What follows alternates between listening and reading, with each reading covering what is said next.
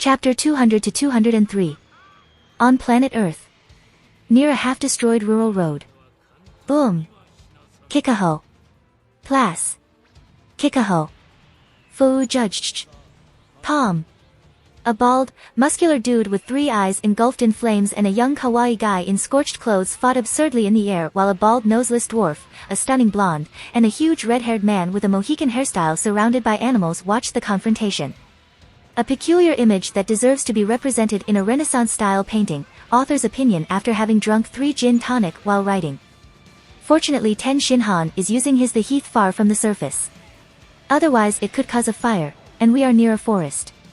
We will have to be careful, C-16 said as he made sure that the rabbit and the fawn he had rescued from the scorching heat of Ten Shinhan weren't afraid. Yes. You're right. Damn, this almost makes us look like the bad guys in the movie. Is this the terrifying android that Jero was so scared to activate? Muenten Rashi said and thought. Boom. Plas. Kikaho. Fu judged. Kikaho. Palm. Ten Shinhan and C-17 had been fighting for several minutes. The two of them had been giving it their all since the beginning, using all their energy in each attack, as if it were an inexhaustible resource. Since that's the reality for both. Thanks to that, Ten Shinhan could use the heat at its highest performance all the time, as well as use the Kikaho constantly and madly over and over again as if they were simple bursts of ki. On the contrary, C-17 went completely on the defensive. Since due to the heat aura that his enemy gave off he didn't dare to attack melee, and due to his constant bursts of Kikaho, C-17 was forced to use his barrier constantly. But despite being able to indefinitely maintain that barrier and block those attacks, the heat infused into them was starting to cause him a lot of trouble. Although the barrier allowed to block attacks, it couldn't do anything with the environmental heat caused by the presence and attack of Ten Shinhan, an environmental heat that had exceeded the 3 figures a few seconds ago.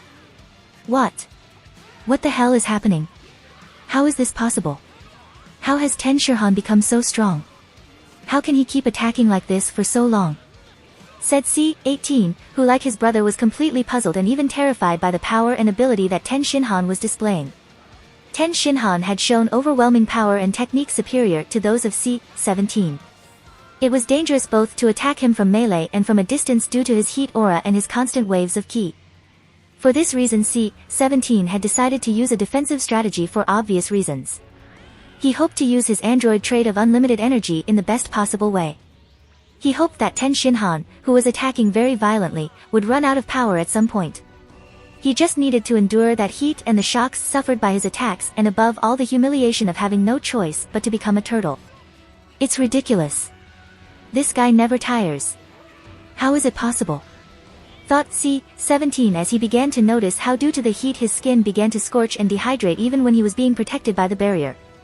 However, Ten Shinhan wasn't decreasing the amount, power or cadence of his attacks, and C-17, who hoped that at some point Ten Shinhan would be exhausted, began scorch within his protective barrier. C-17's defensive strategy had completely failed, since he was unaware of a vitally important piece of information when fighting an enemy like Ten Shinhan. He is facing an enemy with the same characteristics as the. It is normal that he doesn't get tired, since like you Ten Shinhan also has unlimited energy, Krillin replied to the questions of the two twins. An answer that completely changed the expression of C-18, even that of C-16, which stopped paying attention to his little animals. What do you mean? Shouted C-18, who despite intuiting the answer she felt compelled as in any anime to ask the obvious question.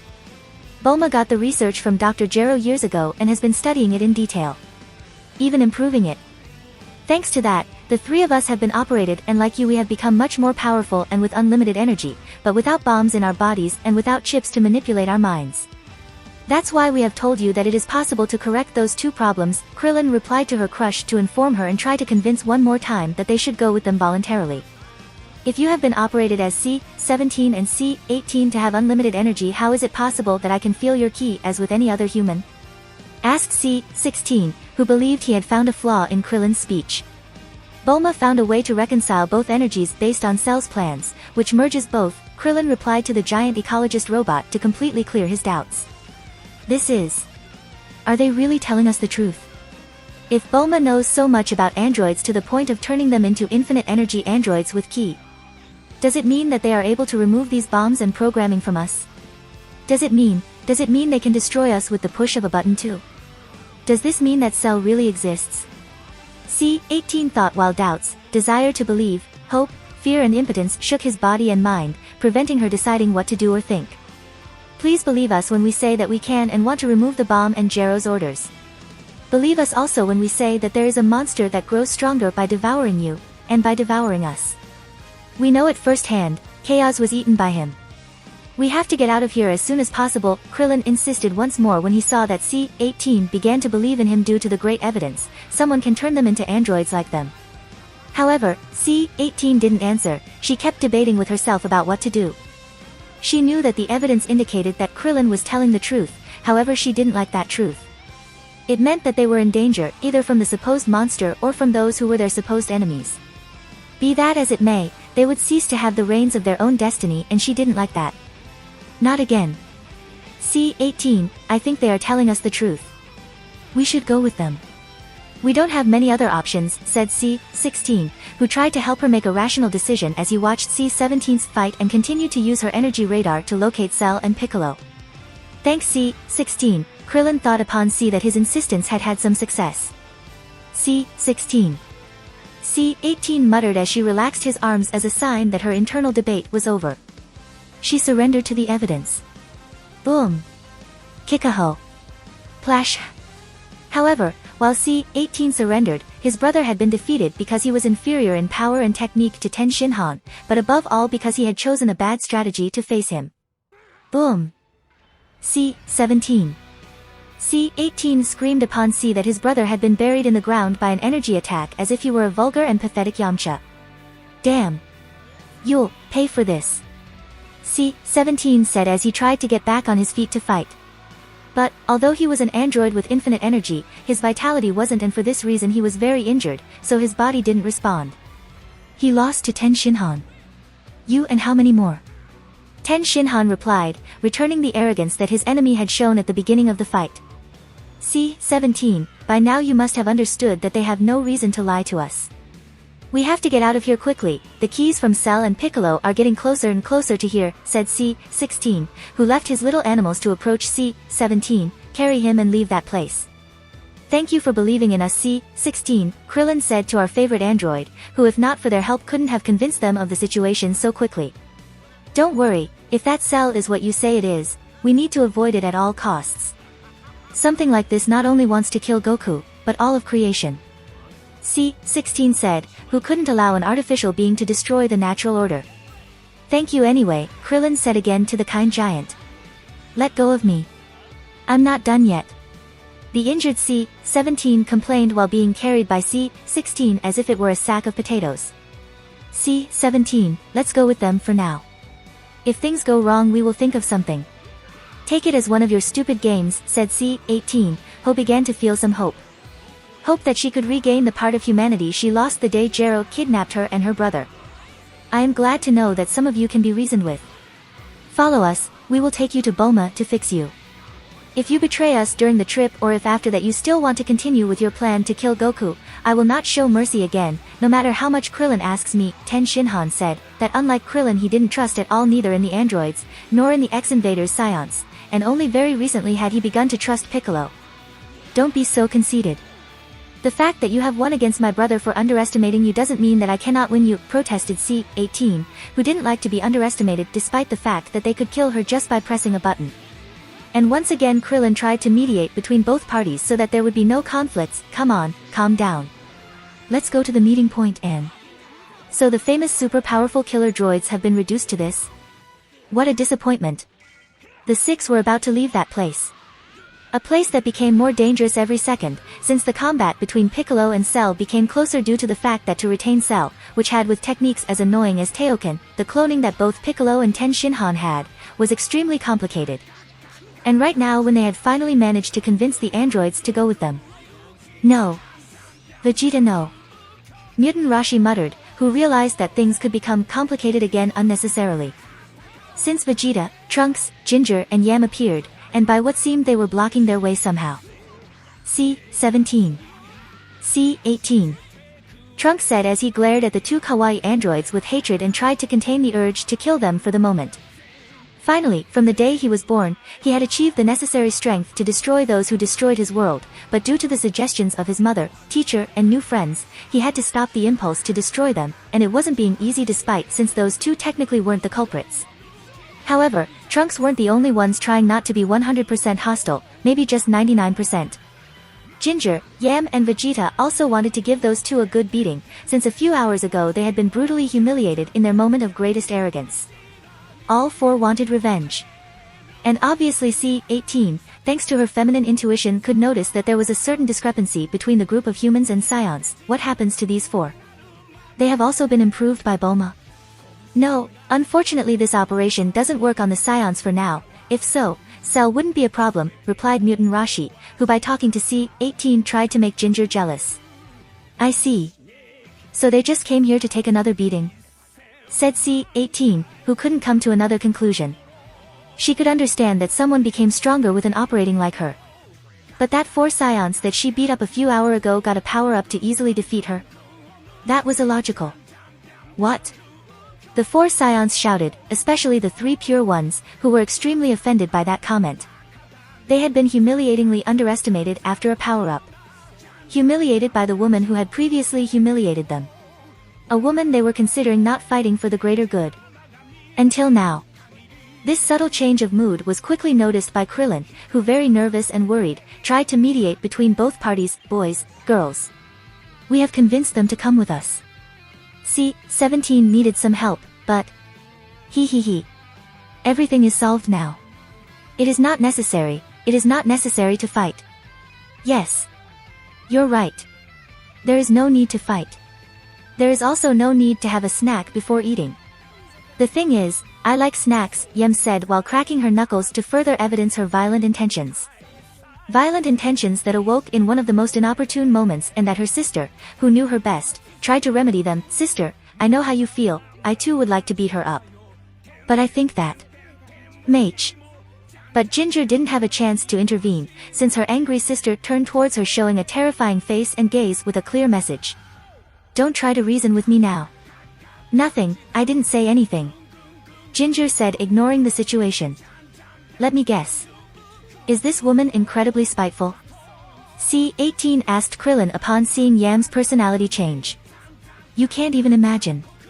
Krillin replied as he remembered everything Vegeta had suffered in recent years for a betrayal that he hadn't even committed. Yam, I don't think this is the time to fight. Be reasonable. Shouted Ten Shinhan, trying to appeal to the critical and cautious reasoning that Yam used to have sometimes. Why not? You already had fun with C-17. Now it's my turn with C-18. Is the most fair. Right? Yam replied as he slowly advanced towards C-18 without hiding in the least that he wanted to split his face. Oh no. It was useless reasoning with her right now. She was too angry and resentful for various reasons. In a few hours she had received a brutal humiliation for the beating that the androids had given her and her sister. He had accumulated a great deal of frustration previously, seeing that they had lagged behind even with the Earthlings. She understood that in part the problems they were having were her fault and that the ways to solve them weren't to her liking either. She carried with her the mental fatigue of having been training in seclusion for a whole year to take revenge and fight Cell. She was still worried about the unsolved issues she had with Vegeta, her son from the alternate future, and Bulma. She wanted to show how much he had improved as soon as possible to compensate the previous humiliations. And that provocation of C-18 detonated all this. That slight spark had managed to explode all that powder keg. And that explosion of anger made her forget part of his mission, the simple mission of not disturbing others. Causing in her what we will call Star-Lord syndrome. Yam. Can you feel it, right? Piccolo and Cell's ki are getting closer and closer, which means that monster will be here right away. If Cell devours any of us it will be the end, said C-16, who, seeing that this could be the end of the world, he had finally become communicative even with a hysterical Scion. Shit. You don't need to worry about that, Cell, he won't get here. Super Vegeta will take care of him before that is possible. So stop yelling. And enjoy. Vegeta said as he took flight in the direction that Piccolo and Cell were fighting. Fight that could practically be heard from here. And obviously this statement provoked a disturbing déjà vu in our protagonists, which had a horrible omen. Oh no. The same situation again. Yes. Whatever you say.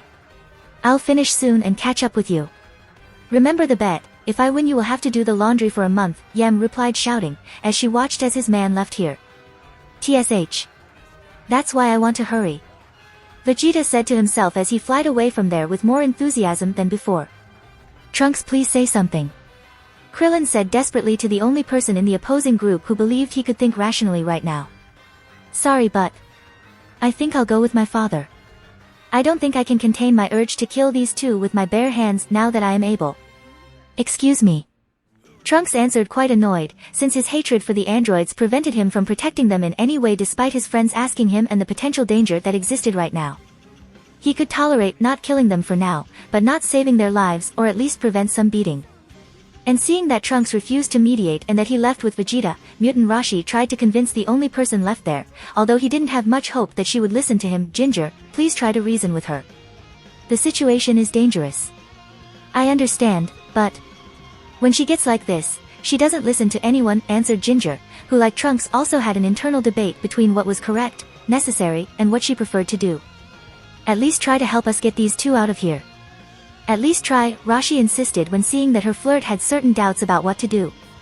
Unfortunately her loyalty and fear towards her sister won again. I'm sorry, but I think it's impossible now. Damn. Yam, I don't know how strong you got during your training. But don't forget that we are no longer the same as before. Shouted Krillin, who got into a fighting position in front of C-18 since the conflict was inevitable. So you're going to act like a knight protecting his little princess. No problem, you can warm me up in case Vegeta wants to do the laundry, Yem said sarcastically as she got into the usual position of increasing his internal energy through very exaggerated yelling. What are you going to do? Everyone asked since they seemed to not know how the power system of this universe worked. HaHaHa. Yam yelled as he transformed into Super Saiyan. And despite that she continued to gather more energy. A few kilometers from there. Pum. Pam. Piccolo and Cell continued their fight/chase, in which Cell tried to flee towards C-17 and C-18 and Piccolo tried to prevent it. Something that wasn't being easy for any of them, especially for Piccolo. HaHaHa. You are persistent, Piccolo, you remind me, Cell said as he wiped some of his blue blood that was near his cheek where Piccolo hit him recently. Damn, we're getting closer to the place where Ten Shinhan was fighting. And this guy is fucking slippery. If it weren't for the Senzu Ben I would have lost my energy several times trying to contain and hold him up. But now I have few left and this guy doesn't seem to be exhausted, Piccolo thought as he ate another Senzu bean to regain his energy and wounds to go through the same process as before. And if possible with more success, getting him to back off and hopefully kill him. But unfortunately they couldn't continue. Since something interrupted them. These keys. Cell and Piccolo shouted who felt that something quite powerful had approached them very quickly. So this is the famous Cell. He's a pretty strong monster, but I guess the rumors were exaggerated. And that someone was Vegeta. Yelled both Cell and Piccolo. Hello Piccolo. You have done a good job bringing it closer to me, you have saved me a few seconds of travel. Now sit down and watch how a true warrior fights, Vegeta said with the typical arrogance that characterized him to indicate once again that he was the one who ruled because he was the strongest despite his numerous failures today. Hello Piccolo. You have done a good job bringing it closer to me, you have saved me a few seconds of travel. Now sit down and watch how a true warrior fights, Vegeta said with the typical arrogance that characterized him to indicate once again that he was the one who ruled because he was the strongest despite his numerous failures today. An arrogance that Piccolo knew too well, so he tried to anticipate that awful situation with a warning and proposal, Vegeta. Don't go too far, this monster is more dangerous than it seems. We need to cooperate. Warning and proposal that were quickly rejected by Vegeta in very subtle way, cooperate. Why should I cooperate with you when I can trash him alone? I don't want anyone to get in the way.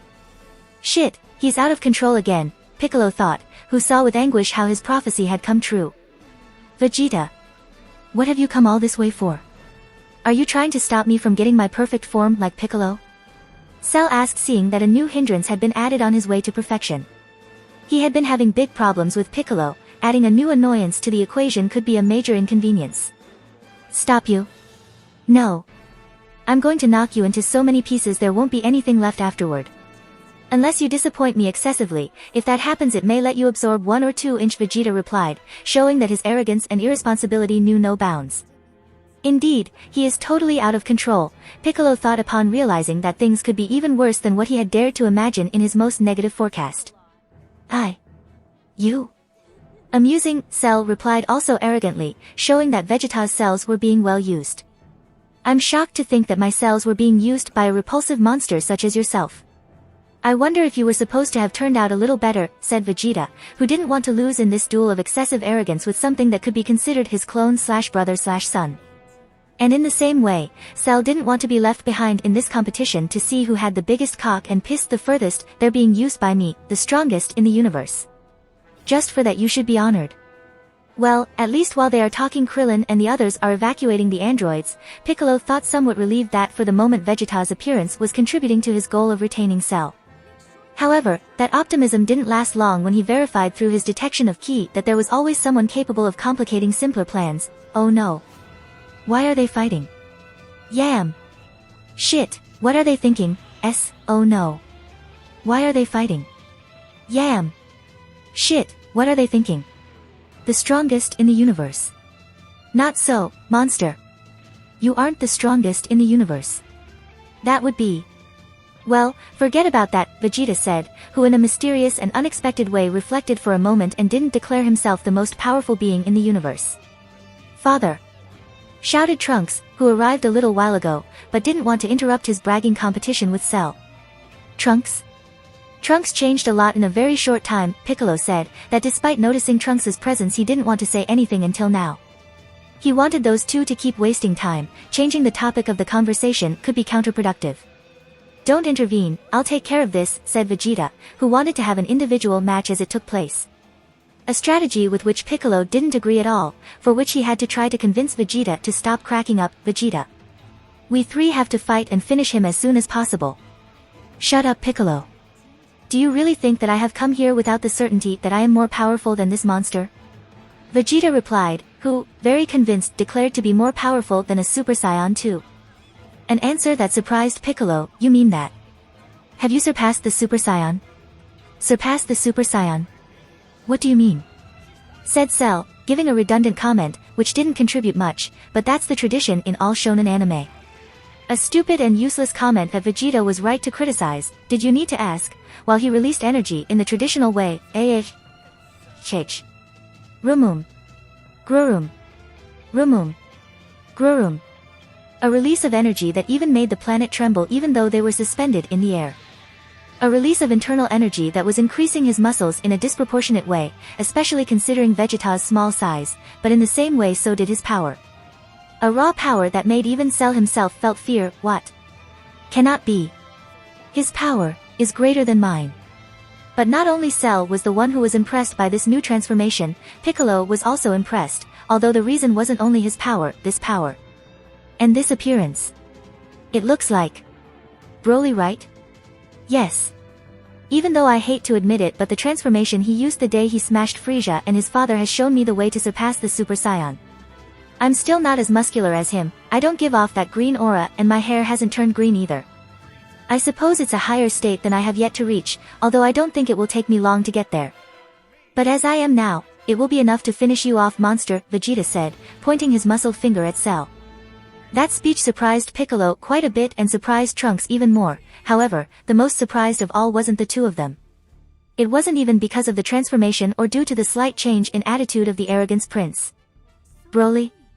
Who the hell is Broly? Asked Cell, who didn't have any information about that guy, the guy who had surely caused so many changes in history. Is that Broly the one who has changed so many things in the past and not Trunks? Cell wanted to ask more about that Broly. Who is him? Where had he come from? What had he done to change this timeline so much? Is he powerful? Is he more powerful than him? Questions that if asked and answered could help buy time for Krillin and the others to have time to get C-17 and C-18 off the planet. However, Vegeta had neither the time nor the motivation to answer all those questions. You don't need to know. I'll kill you right now, Vegeta said as he made clear signs that he wanted to start the fight as soon as possible. It was at that moment that Piccolo's patience came to an end. He had tolerated that arrogant attitude as they spoke and didn't interrupt further because that was helping to buy time. But now that fighting again was inevitable, he couldn't allow Vegeta to remain being Vegeta. He needed to change his mind no matter what. Vegeta. Get down to earth again, this is no time for your bragging. Now that we outnumber him we should. Piccolo said, who approached Vegeta to speak with him face to face as psychologists advise. Pum. Bwajj.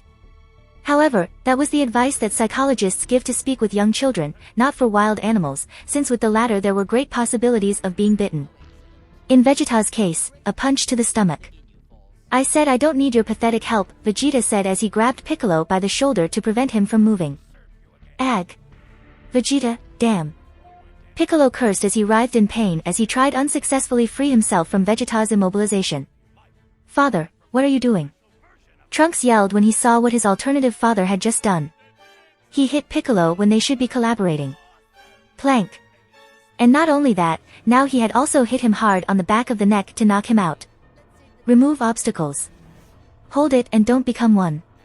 Vegeta said as he launched the knocked out Piccolo towards Trunks, who grabbed him and tried to revive him as soon as possible. He knew that arguing with Vegeta was useless now, was better to try to do something productive than uselessly waste saliva. And helping Piccolo recover was the best option. This is getting interesting, maybe this is an opportunity, Cell thought as he saw that with a big smile as his opponents had internal problems, although also surprised by the power of Vegeta's punch. A punch that knocked out Piccolo, with whom he had been fighting fiercely until now, despite the fact that it had been a treacherous attack. Sorry to keep you waiting. Now I will carry out my threat. And I will turn you to dust in one hit, Vegeta said as he clasped his hands, pointed them towards Cell and gathered a large amount of energy from his big muscles. What? In one hit? Ha! I would like to see it, Cell answered to this provocation, showing once again that Vegeta's cells had influenced his personality a lot, the second after Frieza. Some statements that surprised Trunks quite a bit. Are you going to attack him from the beginning with an energy attack? Strange. This is not my father's style. Oh no, statements that not only surprised him, they also terrified him, Dad. The Earth. In Kami's palace. Chi-Chi, Mr. Popo, and Bulma awaited the arrival of Krillin, Yamcha, Mutant Rashi, C-16, C-17, C-18, and Goku, who was looking for a new Kami that could give them new Dragon Ball. Meanwhile they watched from Bulma's sphere what was happening on the planet. And no one was happy with what they saw. Vegeta. He has gone completely crazy. If this attack hits the planet we are all dead, said Mr. Popo, who deep down thanked that there were no Kami watching this right now. He would most likely have a heart attack. And then there is the problem with Yam and the others. What the hell is going on in the brain of this pair of Saiyans? Why do they always have to complicate everything? Goku, Gohan. Broly, come quickly, Ma said as she cursed the ineptitude of everyone around her and prayed that the only 3 missing people could do something useful. Once again on the battlefield between Vegeta and Cell. What is all this power? Cell said, he didn't expect that in such a short time Vegeta would be able to gather so much energy in one place. He must be bragging, it is impossible for him to launch this attack from that angle. The planet would be destroyed. Final flash. Vegeta yelled as he launched his most powerful attack until now and that he would hardly use again in the future, although there were perfect situations to use it. Shit. Cell said, since he didn't count on that attack to be real, so powerful, difficult to dodge from that distance and above all, that Vegeta dared to use it even though he is unable to survive alone in space. Boom. Luckily the world didn't come to an end after that attack, an attack that shook the whole world and could be seen from space but didn't make anyone approach that place, since Vegeta managed to deflect the angle of the attack in the last moment not to commit a collective suicide. Something that made everyone who witnessed this devastating attack hugely happy. The only one who couldn't rejoice was Cell, since he received that final attack.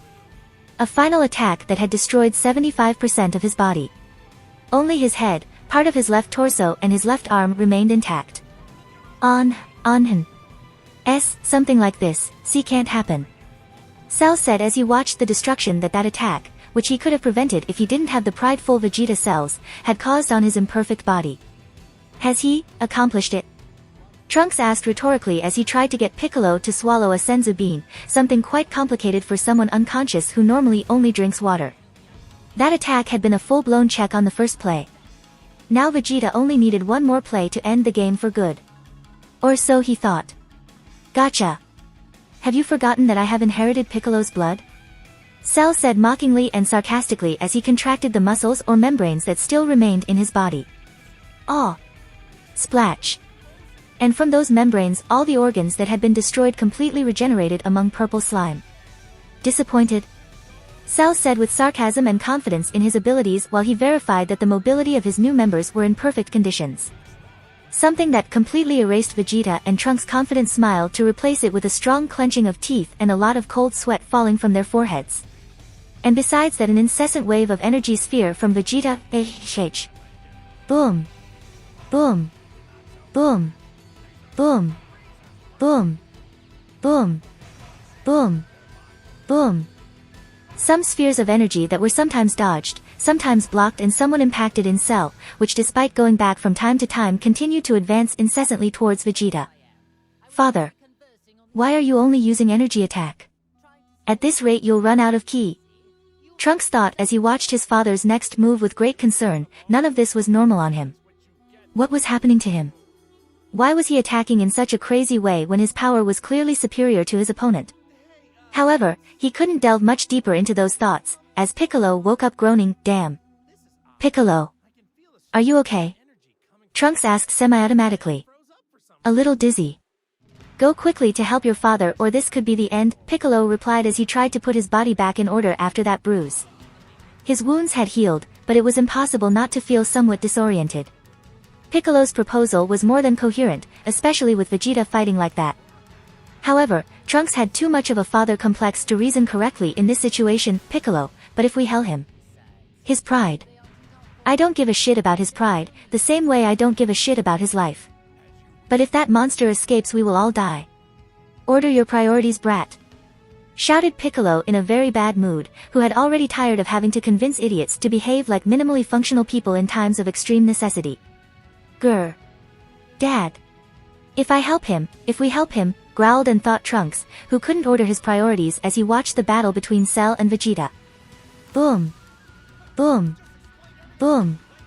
Boom. Boom. Boom. Boom. Boom. Battle that was about to end, since Cell managed to make his way through the hundreds of energy spheres that Vegeta was throwing at him. Until he got right next to him. "I'm going to have a little fun with you." And Cell, without wasting time, hit Vegeta hard in the stomach, recreating the punch that he gave to Piccolo a few moments ago. Palm. Ought. A punch that made Vegeta vomit the last thing he ate that afternoon, which looked like noodles with beef. A punch that also made Trunks stop thinking about stupid things and decide to intervene to save the life of his father and the rest before his stupid pride. Damn it. HaHaHa. In Kami's palace. Wow. Trunks has also transformed into such an exaggeratedly muscular shape just like Vegeta. He was more handsome before. Chi-Chi shouted. She didn't know whether to be very happy or not. He never liked blonde hair and like all old-fashioned mothers hates the extreme bodybuilding. Yet she was happy that someone did something. Your appearance. It reminds me a lot of Broly when he transformed. It's almost identical. Bulma said, which to her surprise could see that both the appearance of her alternate son and her official boyfriend once transformed are extremely similar. A resemblance that was beginning to scare her. She didn't know if they really looked so much alike by coincidence or her brain distorted her perception of reality to make her believe that Trunks, the alternative son she was proud of, was actually Broly's son, the boyfriend she was proud of, unlike her alternative fuck buddy. Luckily for her, Chi-Chi confirmed that she hadn't gone crazy. The similarity between Trunks and Broly was very high in this transformation. It's true. Is Trunks really Vegeta's son? Who knows?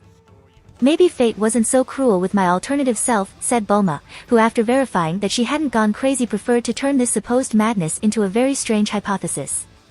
What she didn't know is that the animators took advantage of Trunks' transformation to make Broly design, which is why they looked so moo.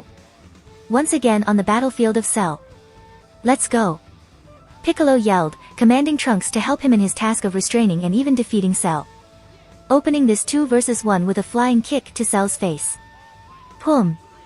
A kick that was aimed at pulling Vegeta away from him. You again. Cell said, very annoyed because now he couldn't continue torturing Vegeta for any longer. It was more fun than fighting Piccolo. Aya. Trunks yelled, who had finished transforming into his ultramuscular form and lunged at Cell with a powerful punch. A punch that destroyed all the clouds in its path. The punch of a fucking titan. But nevertheless it was easily dodged by Cell. Trunks. What the hell do you think you're doing? Vegeta said, who was trying to recover from that strong punishment inflicted by Cell while showing great anger and discomfort for the interruption. Yes, he's stupid. Anger and discomfort of which Trunks felt guilty. Sorry father, but I can't look around in a situation like this. He felt so guilty that he quickly looked away from Vegeta and joined the fight with Piccolo, who had been exchanging blows with Cell in typical Dragon Ball style 1 vs 1. Until Trunks arrived, creating the typical Dragon Ball 2 vs 1 sequence with endless hits, dodges and blocks that we could see, for example in the C-18 vs Gotenks plus Trunks, Kid, combat. However, something was wrong. Trunks was missing too much in this sequence of blows and was receiving more than giving despite having the numerical superiority. Trunks, what's wrong with you? Piccolo asked, seeing how awkwardly Trunks was attacking Cell. So awkwardly that was becoming an hindrance. He was unable to hit Cell and his huge, slow body was starting to get in the way of Piccolo's attacks. No. Trunks. I meant that you shouldn't fight hand to hand in that state, Vegeta warned as he tried to recover from the harsh punishment that Cell had given him. Unlike Vegeta, Trunks hadn't realized that this ultramuscular transformation had major drawbacks. It was a transformation that was capable of unleashing 100% the potential of the S-cells, offering the chilling multiplier of X500, official data, a multiplier higher than that of the Super Saiyan 3 of X400. But unlike the forced transformation and at the same time balanced of Super Saiyan 3, which involved a huge energy expenditure, which escaped through the hair, the forced transformation of Super Saiyan 3rd grade, as it is known, entailed a huge energy expenditure and decrease in speed, since everything was concentrated in his muscles. For that reason Vegeta hadn't fought hand to hand with Cell, instead he intended to destroy him with a powerful energetic attack that had almost all the enormous strength of this transformation. This transformation is fucking trash for close combat unless the opponent couldn't move, and also sucks for long duration fights. However, it was ideal to momentarily become a powerful immobile cannon with which destroy the enemies with a single hit. That was what Vegeta wanted to warn Trunks. But, as almost always happens in an anime, the warning came too late. Cell taking advantage of Trunks' slowness and that obstructed all of Piccolo's actions in this last movement, to capture him to use him as a human shield.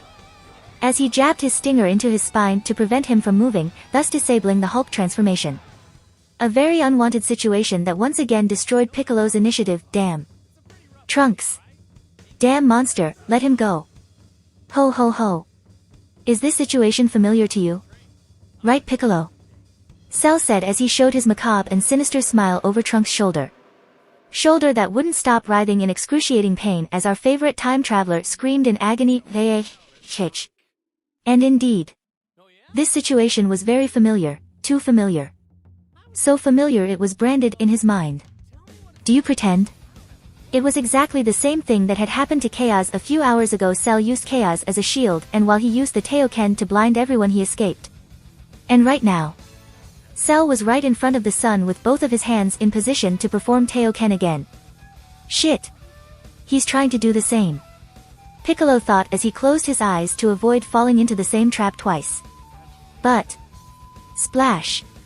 The same didn't happen. From Trunks' chest a bolt of energy was shot, a bolt of energy that completely pierced his stomach, ending his screams of agony. And in the same way. Splash.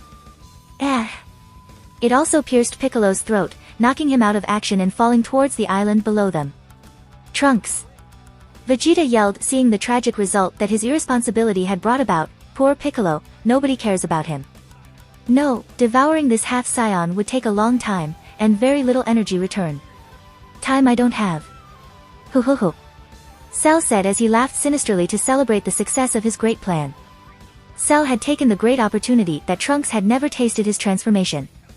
Thanks to that, he was able to catch him without problems as on the previous occasion with Chaos. Could he repeat the same success he had before and get rid of Piccolo and the others? No, too unlikely. They were idiots, but not so much, especially Piccolo. He wouldn't fall into the same trap twice. And, that was something he could take advantage of. Using Trunks as a visual obstacle, Cell used 10 Shinhans, 4 Witches technique, to temporarily create 2 new arms on his body. That way, while 2 of his arms were pretending to use the Taiyoken, the other 2 arms that he was hiding behind Trunks perform an energy attack to get Piccolo out of the way. Trunks was a necessary collateral damage. A Piccolo who had closed his eyes to avoid a Taiyoken who never came. Cell. yelled Vegeta, who transformed into a Super Saiyan and blinded by anger charged at Cell with the firm intention of killing him for what he had just done. No one touches my trunks. Boom. Oh. Ah. However. Palm. Because Cell kept using Trunks as a shield and because he was faster and stronger than Vegeta, it was impossible for him to hit him. Adge. Adge. I'm impressed. Seeing how you're almost die in my hands has enraged you, and that has made you more powerful. Congratulations. But should you fight me instead of saving him? Cell said as he made Trunks' body wobble with his tail, which emitted slight moans with each of the shakes that Cell caused in his body. What? Vegeta yelled upon see that Trunks was still alive and that surely Cell intended to continue using him for his macabre plans. And worst of all for Vegeta, was that his intuition was correct. I haven't killed him, but he is about to die, but a Senzu bean could save him and maybe Piccolo too. Though I won't give them to you easily, Cell said as he threw Trunks' almost lifeless body towards Vegeta, who had no choice but to grab him. And at the same time Cell, who while had been using Trunks as a shield, had taken the opportunity to steal his Senzu bean. Phew. Then showed him too that he hadn't destroyed and threw them into the sea. Bastard.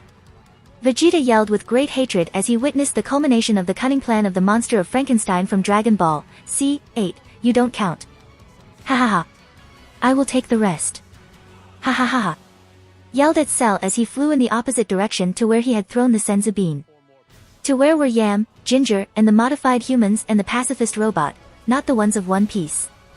Damn monster. Don't run. Come back here and fight. Vegeta yelled as he watched as Cell ran eager to kill and devour in the direction his woman, his sister-in-law, the guys that if they were eaten by Cell would be the end, and also how the unwanted child that he never conceived and never showed appreciation for, was dying in his arms. A few kilometers from there. Come back here, cowards. Yam yelled that after several minutes of fighting she had been unable to retain part of his opponents for a long time due to the imperfect Super Saiyan form that she was using, and that limited her speed. And above all due to the paralyzing beam that Mutant Rashi was applying on her, a paralyzing beam that he could use without interruption thanks to his new unlimited energy. Sorry Yam, but mission comes first. Yelled Krillin as he fled with C-17, C-18 and C-16. Ginger. Get this one off me. Yelled Yam to her sister to release her from Rashi's technique. A very difficult order for her to follow, so much so that she was unable to answer and react. Ginger, no. Mutant Rashi shouted as Ginger began to doubt. Now. Yam yelled imperatively, showing that she wasn't asking, that was an order. And Ginger that after various defeats, feeling great existential doubts and having always lived under the shadow and protection of her sister, devoid of all confidence, answered, yes. Ginger, why? Mutant Rashi yelled, which was grabbed by Ginger, interrupting Mutant Rashi's channeling process. Wow, players will understand, fucking roaches. Sorry. It was the only thing that Ginger, that she knew that she hadn't done the right thing, was able to answer. She follows us again. Can't you use your ability to get them out of here? Ten Shinhan said, that escaped with Krillin and the others, but keeping his distances to cover their withdrawal in case something went wrong. A situation like the current one. My near only serves to get close to a target that I can see with my eyes. But in this part of the sea there aren't even islands, only water. And for near the sea it is the same entity by itself, Krillin answered, explaining what the ability that Broly gave him consisted of while they kept flying towards Kami's palace. When suddenly, they felt a very disturbing ki approaching them. And at the same time, they lost track of Piccolo and Trunks' ki. Oh no! Yelled everyone who understood what this meant. And although those who didn't know how to read the ki or didn't know what was happening, they wouldn't take long to understand the situation. C-17, C-18 we can finally be one. Yelled Cell in the distance, which followed the group of modified humans like a lion chasing a gazelle through the savannah. Is that Cell? What a horrible thing, C-18 said, expressing what everyone thought. Here, give a Senzu bean to C-17, he needs at least to fly by itself. That monster reaches us, said Krillin, who preferred that at least C-17 wasn't such an easy target even though it could get out of control. Vegeta, Trunks and Piccolo have failed. What kind of stupidity have they done? Said Yam, the person least suited to speak, that really didn't expect things could go so bad in that place. This is not the time to fight each other, we need to fight together, shouted Mutant Rashi, who had already been released by Ginger. Fortunately and unfortunately for him, you understand. Naysan, could you consider teaching C-17 and C-18 a lesson after the problems with Cell are over? Said Ginger. She thought this would be the perfect moment, and maybe the only one where her sister could forget about her vendetta with C-17 and C-18. Partly trying to make up for what she had and hadn't done today by helping Rashi and his friends. I will have to grudgingly accept, Yem replied, who despite being very irrational when she has accumulated grudges in mind, didn't lose sight that the most important thing was to live. Even if it meant letting the object of her revenge escape for now or fighting side by side with people she had been fighting a few seconds ago. In that case, let me help, said Ten Shin Han, who joined the front line to retain Cell. Krillin, you are the fastest, take C-17 and C-18 to a safe place, Mutant Rashi shouted at Krillin, who was already fleeing at full speed a little while ago. You're kidding, right? You want me to? C-17 protested, who had managed to recover and was fighting to escape from the arms of C-16, who wouldn't let him out for fear that he would commit a stupidly of Vegeta's level. C-17, stop acting like a kid and run. He yelled C-18 to his brother to stop narcissistic stupidities and run, fly in this case, for his life. You will not space. Shouted Cell, who thanks to his great android speed superior of Super Saiyan 2 level, was getting closer and closer to the last line of defense against the end of the world. In the world of Broly in the Desire Realm. Audiences were still fascinated by the level of incoherence, incompetence, and stupidity they saw on screen. I don't understand. How is it possible that they have done so badly with the great advantage in power, information and amount of resources at their disposal? Said Aizen, who couldn't bear to see how such simple and practical plans could be ruined in such way. This is embarrassing, said Zetsu, who considered before that Naruto was an idiot like them, but not even in a dream and proposing it was he capable of reaching that level of incompetence. This is intellectual torture, said Kars, a being with superior intellect who was unable to understand how a living organism of transcendental power could be so subnormal. Broly, how can you just sit there doing nothing? Don't you see that your wife is going to have a nervous breakdown? Obito said, that as an ex-idiot and professional idiot, seriously, he has been an idiot until the end. He was fooled by Madara. With his Kamui he could have entered any village and kidnapped the Biju without the need for Akatsuki and could have used the Rinnegan to resurrect Rin instead of Madara from the beginning. Felt too much embarrassment to continue watching this embarrassing show. Exaggerated, my Bulma has gone through worse things than these before she met me, nothing will happen to her. Why? Because these idiots will not change until they realize how idiotic they are. They need to hit the rock bottom and of course, that someone do the invaluable social work of reminding them day after day how idiotic they were. Broly replied as he watched the movie with one eye and played the Nintendo DS with the other two. Not even he was willing to pay 100% of his attention to that pitiful spectacle. And that good Samaritan is you? Hal asked sarcastically and rhetorically. Of course, ha. Gladly. After this they will understand how much they love me and need me. Especially my Bulma, she will surely throw herself into my arms as soon as she sees me, said Broly, fantasizing about that moment that only existed in his imagination. Yes. Surely to strangle you for leaving her alone, the Desire Realm Women's Association responded. You will not space. Shouted Cell, who thanks to his great android speed superior of Super Saiyan 2 level, was getting closer and closer to the last line of defense against the end of the world. A last line of defense that didn't give up, so they continued to spam energy attacks time after time thanks to their infinite ammo cheat. Kikaho. Kamehameha. However, those attacks failed to hurt their target and were barely being able to contain him. Damn insects, Cell shouted as he tried to advance with some difficulty towards his prey, as if a strong wind prevented him from flying naturally. What a monster, he's not even hurt. Ten and Rashi yelled as they continued to attack despite knowing that their attempts were being quite useless. Kikaho. Kamehameha. And since they could keep him for a short time, Ten Shinhan began to think of new strategies for the imminent moment when Cell got too close to them. Me and Rashi will constantly attack with Ki attack as support, you should attack melee. Are you afraid of being absorbed and that is why you send us to the front line of battle? Yam yelled, that despite agreeing that this is the best possible strategy, she had to protest a bit to make up for what happened a few minutes ago when they fought. Kikaho. Kamehameha. You are the one who should be scared of that happening, Ten Shinhan shouted to remind him of the reason why this should be the strategy to follow. Kikaho. Kamehameha. And couldn't you use the Mafuba to lock him up? Years ago you didn't stop using it against everyone. Ginger said, since believed she had found a more practical and effective solution to solve this problem. Unfortunately Rashi informed them why he hadn't used this ability against this enemy, that monster knows all of our techniques. If he used it and he knows how to use it he could reflect it against me. Mafuba doesn't work well against people who know how to use it. Kikaho. Kamehameha. What a useless technique.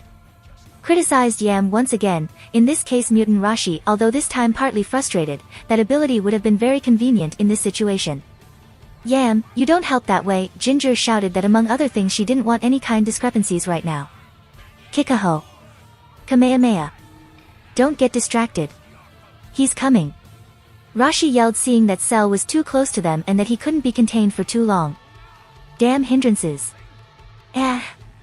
Cell shouted, that as if he were a MMORPG boss he got angry at the end and drew even more strength than in the first phases where he supposedly had more energy. Kikaho. Kamehameha. Energy he used to actively counterattack Ten and Rashi. Garlic Cannon. Boom. An attack that managed to counter Rashi and Ten Shinhan's continued effort with relative ease. No. He has stopped our combined attack. And also with a Vegeta ability. Shit. Ten Shinhan thought as he prepared to attack Cell once more. A Cell that when stopped being braked was able to achieve a dizzying speed, with which advanced towards them. However, that possibility had already been predicted by our heroes. What's more, they were waiting for that moment, Ginger. Now. HaHaHa. While Ten and Rashi had been slowing Cell's advance with their inexhaustible energy, Ginger and Yam had increased their power in the same way that Vegeta and Trunks had done to perform a powerful attack with all their power. Golden Doom. Eternal Flash. An attack that traveled at high speed towards Cell, which due to the acceleration produced by anger towards Ten and Rashi couldn't change direction at that moment. Shit. Boom. A combo attack much more powerful than Vegeta's final flash, but above all wider and more precise, so wide and precise that hit him squarely. Aha! We have done it! Yam and Ginger shouted with joy as they celebrated the victory in an exaggerated way with hugs, grabs and slaps, as if they were football players after having scored the winning goal in the last minute. It was a good teamwork. Ten Shinhan said while taking a deep breath, relieved by the result, so much so that he even treated the two Scions with camaraderie. There hasn't been a single cell left of him. HaHaHa. Mutant Rashi said, making a joke that only amused him. Yes, you have completely destroyed that body, said a mysterious voice, although something familiar that hadn't participated in this heroic and complicated feat. What nobody expected is that voice was from the same cell, which was alive and about to attack Ginger and Yam with an energy attack. Watch out! Mutant Rashi yelled as he moved in near slow motion towards Ginger and Yam like in a certain 90s movie with a very catchy soundtrack that the girls loves. Boom! Boom! A powerful attack that dragged Rashi, Ginger and Yam to a nearby island. Yes, sometimes the same attack destroy planets, other islands, other small portions and terrain, others completely disintegrate what they touched, and sometimes like this case just pushed. With them off stage only Cell and Ten Shinhan kept flying. Cell. How is it possible? Ten Shinhan asked, stunned and with the word terror written on his face, metaphorically. A terror with which Cell rejoiced, and like any villain with excessive ego he explained what he had done to deceive all the protagonists, secondary characters, and readers. HaHaHa. Surprised? I knew that like Vegeta you would try something like this to destroy me with a single blow. Therefore, using the same technique that Piccolo uses to train, I divided myself into two and used the copy so that the two Scions spent all their energy on it. A risky strategy that has left me without energy and with a lot of damage. Fortunately Trunks had quite a few senzu bean. HaHaHa. Damn. He played with us, Ten Shinhan thought upon hearing how Cell's plan had been so successful. A success that left everyone quite screwed up, specifically him. And now that there are no Scions bothering. It's time to enjoy my food, Cell said as he licked his ugly and sinister mouth, which reminds us all of a mask, to highlight his intentions regarding Ten Shinhan. At that moment, a few kilometers from there, Trunks woke up. With a terrible sensation in his back and stomach as a result of the mortal wounds that Cell had caused him. Deadly wounds that had already healed and that now only existed in the past and in some of his nerves that still remembered the pain. Therefore, after checking that he wasn't dead, Trunks tried to get up. And the first thing he saw was... Dad? Don't waste energy uselessly, Vegeta replied, who was looking towards the horizon, turning his back with his usual kindness. Kindness that Trunks was more than used to, so he tried to direct the conversation in terms in which Vegeta could be more talkative. What happened to Cell? That fucking coward escaped. Vegeta replied, refusing to make eye contact. An answer in principle simple and casual, however, that answer surprised and even alarmed Trunks. As? Wait, what am I doing here? And if he really has escaped, why didn't he chase him? Trunks thought as he looked around him, realizing that he was on one of the nearby islands where the conflict started, with Piccolo unconscious at his side. I'm going for that coward. Give one of those senzu to Piccolo if you want him to recover. I'm in a hurry. Vegeta said as he walked away from that place without looking back. A phrase that once again upset Trunks' mind. Dad, you really weren't serious that time. And obviously whenever something did happen in an anime, this moment deserved a flashback. Flashback. A few hours ago, or months, depending on our understanding of the space-time continuum. In one of the time compressor rooms that Bulma had in her spaceship, Vegeta trained in augmented gravity X600 in the most natural and exaggerated way possible in a fighting anime with superpowers. Doing push-ups holding your whole body with the little finger and with weights on your back. A somewhat exaggerated workout even for a Saiyan, especially considering the repetitions he did until now. 9.999.999.996 9.999.999.997 9.999.999.998 9.999.999.999 and 10.000.000.000 10.000.000.001 Ah 10.000.000.002 Ah 10.000.000.003 Training that was closer to torture that. Floff. It made Vegeta collapse, falling to the ground, barely able to breathe and almost fainting. Father, that's enough, at this rate you will die. Trunk yelled upon see how his father had repeatedly exceeded his limits and was in a state closer to death than life. However, as soon as he tried to help him get up, he slapped him away, a rather weak slap due to fatigue. Don't touch me. I must train more, until my last breath. I have to become stronger. Stronger than those stupid androids. Stronger than that damn Cell. Stronger than the clown of Kakarotes. Stronger than Piccolo. Stronger than Gohan in his prime. Stronger than. However, plof.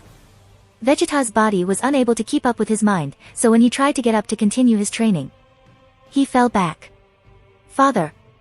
Trunks yelled, who once again tried to grab his father to carry him to bed before something bad could happen to him. No. Vegeta said as he tried to push Trunks away again, but he no longer had the strength for it, so he just fell to the ground again. Vegeta was in a deplorable state, so deplorable due to his stubbornness that it made Trunks, who kept almost all criticism of Vegeta to himself, couldn't take it anymore. So Trunks felt forced to make him to see sense, or at least express that what he was doing didn't seem healthy, logical, admirable or normal. Father, I understand that you want to be stronger than anyone. I really understand, but this is no longer a goal, is an obsession that is devouring you. Inside and outside. Are you going to give me the same speech as Gohan? Vegeta protested as he raised his head to glare Trunks at his eyes with fury. Look that reminded Trunks that he shouldn't make comments that could subtract paternal love points, for which he tried to back down. No. But Vegeta, partly somewhat disturbed due to dehydration, heat stroke, lack of sleep, excess fatigue, hunger, bad mood, and that he is also an egomaniac, preferred to listen to his voice rather than that of his insistent and meddlesome bastard son. Since I was born I have only had one purpose. Become strongest, to be at the top of creation. What my family had always longed to achieve. The Super Saiyan. I was the strongest Saiyans of all, with the most potential, born royalty. It must be that legendary warrior. That was my destiny. Become the strongest, kill Frieza and take the position that always belonged to me. But I found out about Broly and both Kakarot and his son defeated me, and even a simple Namekian did that. They were stronger than me. Not only that, Kakarot became Super Saiyan before me. And also then you appeared, younger than me, stronger than me, and you could even become a Super Saiyan. Vegeta said as he kept looking at Trunks, speechless of hearing his father's sudden monologue. A monologue that he doesn't expect to hear, either because Vegeta is not very talkative and because his pride makes excessively difficult to express his joys, concerns and above all frustrations. And despite that, Vegeta took out everything he had accumulated until now while trying to catch his breath. HaHaHa. I always believed that everything would be mine in the future, so there was no problem in claiming that title right now. It would be something that would come to me sooner or later. Why not get ahead of myself? Why should I stop doing it? My destiny remains the same, right? But Trunks didn't answer, he didn't dare to interrupt even to nod. To improve the joke, Broly showed me that my path, my beliefs, and my whole life had been a mistake that kept me further and further away from my goal. That I would never become Super Saiyans. And Vegeta continued with his monologue, speaking with more passion and fury than before, but did I stop? No. I swallowed. I swallowed that frustration, all that embarrassment, and kept going without deviating from my goal. I trained, changed my method and tried to trick my body and mind into generating these stupid S-cells to become what I always had to be. The Super Saiyan. I have reached my goal. I became the top of our race. A peak that should belong only to me, the Prince of the Saiyans. I was already more powerful than Piccolo. It was only a matter of time before I defeated Goku, Gohan, and Broly. But do you know what happened? The androids? Trunks answered this time, since Vegeta kept a silence too long after that question. It's evident that wasn't a rhetorical question, he wanted someone to answer it and there was only Trunks. Yes, the androids. Those guys who weren't even Saiyans beat me up. To me the Super Saiyan Prince. It's more. And after that Piccolo also surpassed me, a monster made with my own cells appeared that is also stronger than me, and what was the last straw? The useless humans also became stronger than me. Vegeta yelled with great fury, frustration, envy and resentment as he hit the ground, but not with excessive force. Boom! Punch that showed that the rest was doing him well and that therefore he could continue with his speech for longer without the need to stop so much to breathe. I could tolerate that Kakarot and his son are so powerful. They are Saiyans after all, the strongest warrior race of all. But the rest? How the hell can I tolerate that scum is stronger than me? Vegeta yelled again, jumping up and grabbing Trunks by the lapel of his jacket to talk to him like a brawler more interested in fighting than to dialogue. But Trunks also didn't answer, did anything or show dissatisfaction with what Vegeta was doing with him. The surprise generated by the sincere speech he was hearing and experiencing was stronger than any other kind of feeling. He simply froze while Vegeta spoke to him a few millimeters from his face despite the great chances that Vegeta would end that speech with a headbutt. Fortunately because of Trunks' head. Vegeta was too fired up to interrupt his only attack of sincerity, so with the same not peaceful and recommended attitude to speak, he continued shouting at his son, and then there is Broly, the origin of my nightmares. Should I give up and accept that he is invincible? That he is unattainable even though he was born on the same planet as me and below me? That since I was born I was never the best than him, and that goal, that destiny never belonged to me? That I'm an imposter? That as long as he exists all my dreams, all my aspirations, all my efforts are useless? That my own existence is useless? That nothing I have done or believed has been of any use? That I have to give up and accept that I'm always going to be below him? No. No, so powerful and infused with ki that made Trunks to fall to the ground due to the shock wave. And before he could complain or get up, Vegeta finished his speech. Be the strongest. That is my only goal, my only aspiration, nothing else really matters, and I don't care what others say or think, be it Gohan, Yam, Kakaroto, you or Broly himself. So burn well this in your mind. I only care to prove that I am superior to everyone with the blood of those who dare to believe that they are above me. And if for this purpose I sacrifice whoever and whatever it is, even my own life, I will not hesitate for a second, regardless of the consequences or possibilities of success. So don't ever try to stop me. And for your own good try not to become a hindrance, Trunks, Vegeta said as he pointed his index finger at Trunk, who was still on the ground and saw how Vegeta again turned his back to train without him. An image and speech that made it very clear what the motivations of the proud prince of the Saiyans are. An image and speech that made it very clear that Vegeta didn't care about anyone, just confirming that he was the strongest, at the price that was necessary.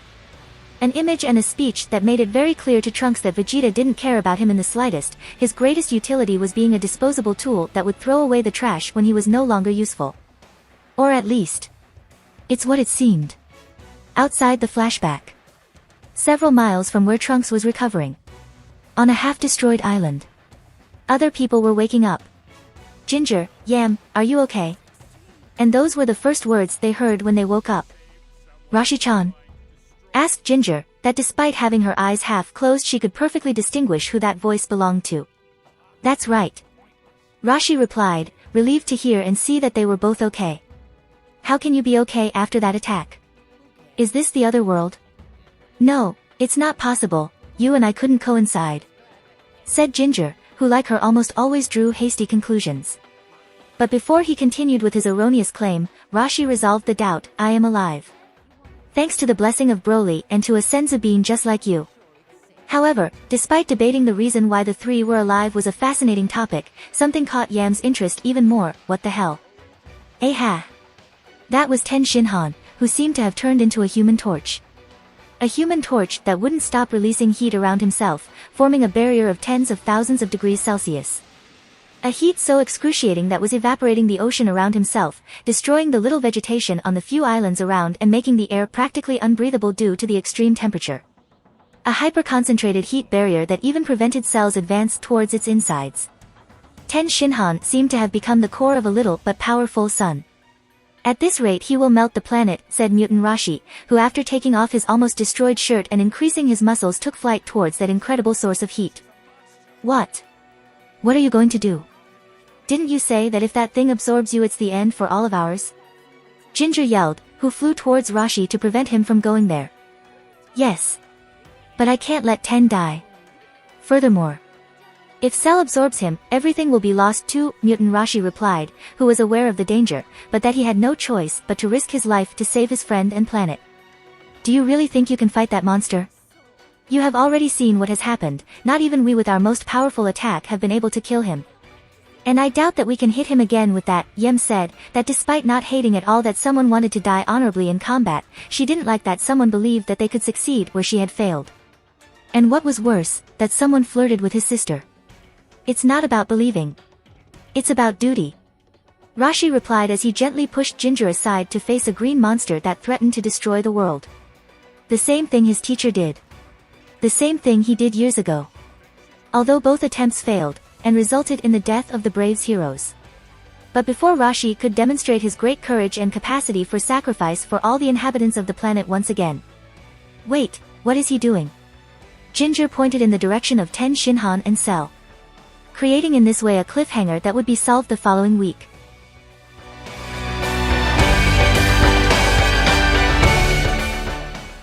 If you like this content, don't forget to like and subscribe. See you later, bye bye.